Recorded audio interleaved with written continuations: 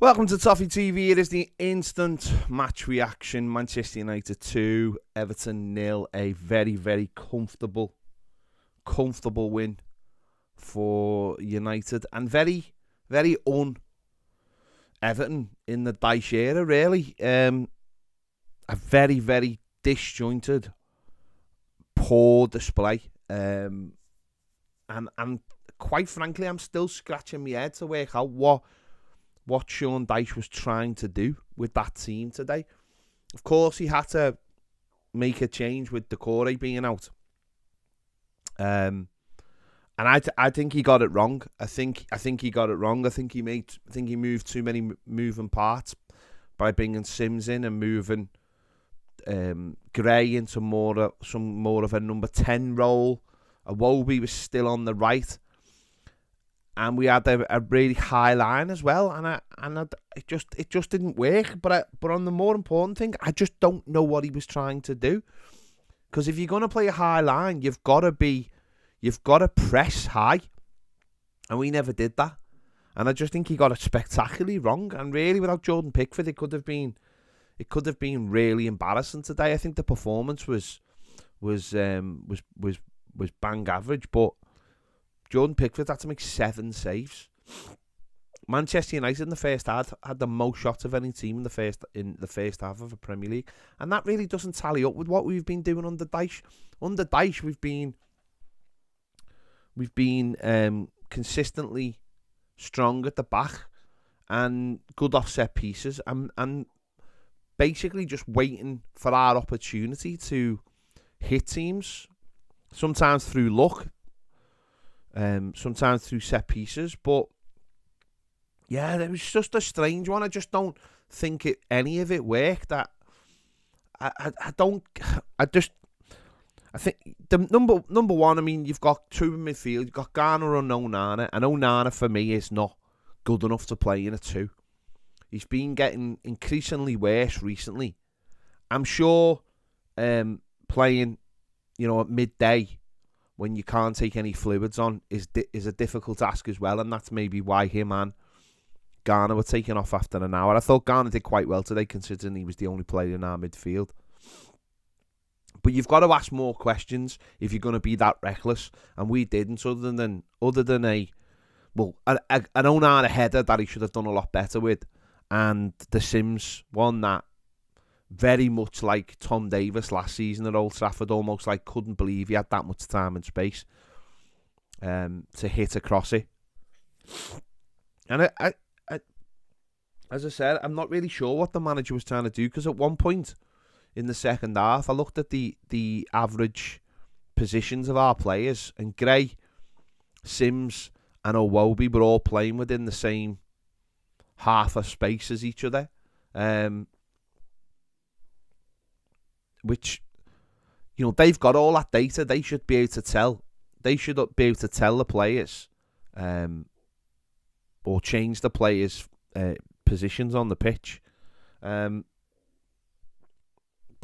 yeah, you've got to be better, and we're not that good. I mean, let's be honest, right? Once again, I've watched Gray, Iwobi, and McNeil do absolutely nothing in a game of football. People keep on telling me that these are good players. And then I watch it with my own eyes, and I look at them and I just go, aren't you supposed to be able to do something? So straight away you're at a disadvantage, because your 3 attacking players can't attack. Got nothing about them. Ellis Sims,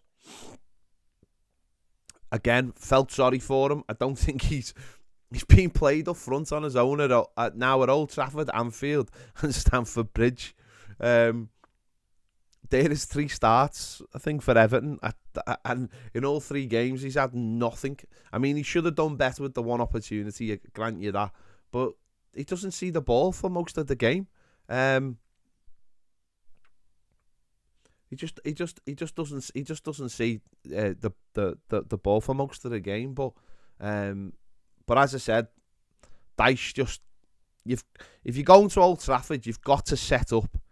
You've got to know, Man United are a good side. They've gone into 3rd. You've got to set up in a way that help get some structure to the team. Where was the structure today? Where was the structure? There was absolutely no structure to the side at all. Got a high line. I mean, the mad thing is, with 3 out the back 4 are slow, and they targeted the fastest one in Ben Godfrey. Probably because his starting position is so high, but luckily we got away with that most times because of his pace.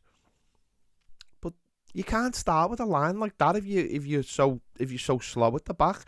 And playing 2 in midfield with one of them being an Onana, you're never gonna win. You're never gonna win the battles to control the game. It is all about controlling the game. That's what it's all about. So for me, it should have been a straight swap with Decore going out, and either Tom Davies or Garner coming in, and then pushing Onana maybe a little bit higher forward in the 3. You've got to be able to control the game. You've got to stem the opposition.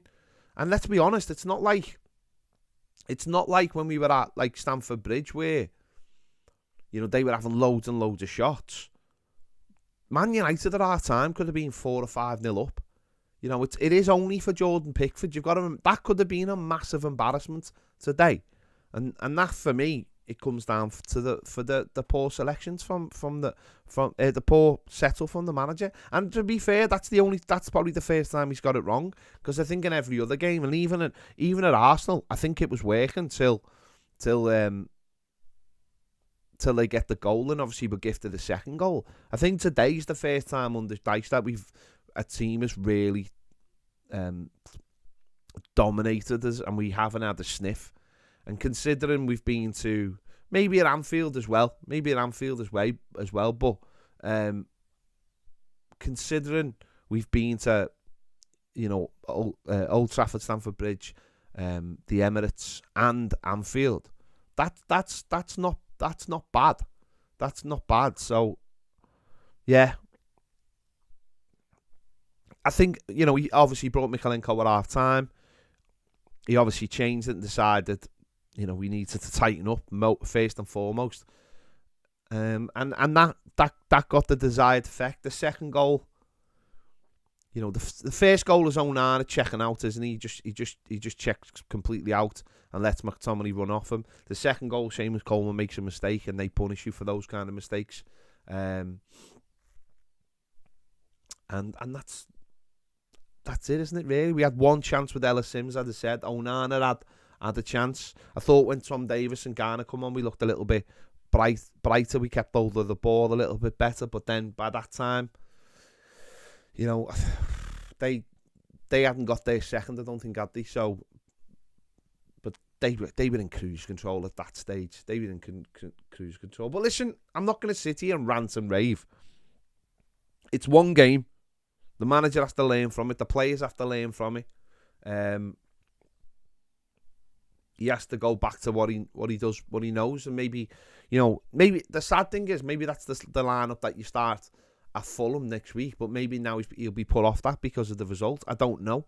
I don't know.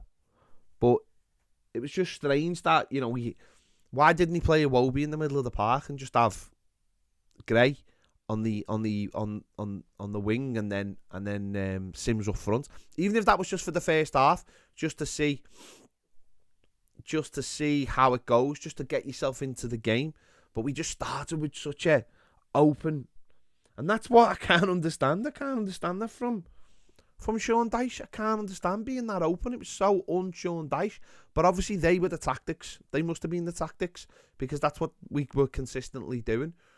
He was obviously trying to risk a lot. It was, you know, high risk, high reward. The problem is we don't create anything. So it is what it is. It's our annual Old Trafford beating. It's just, yeah, it's not the results. You go to Old Trafford and you don't really expect anything. It is more just the way we played. And listen, we've got to shake that off now. It's a defeat. It could have been. The score could have been a lot heavier than it was. So we have to just put that in the past now, and get on to Fulham next week, because Fulham is a must-win game as far as I'm concerned. You know, there are, you know, you can look at certain games and go, well, yeah, I don't, you know, you get a point in that one and blah blah blah. But Fulham at home next week, without their striker, it's a must-win. Everton have got to find a way to win it. Everton have got to find a way to start scoring goals and creating. Because as I said earlier, that three, I'm not putting Sims in the category, but Iwobi, McNeil and Damari Gray have got to start creating chances. They've got to. That's what they're in the team to do. They've got to start creating chances. And the amount of times they give the ball away, especially Gray and Iwobi today, McNeil wasn't really in the game at all. The game for us was played on that side. Yeah,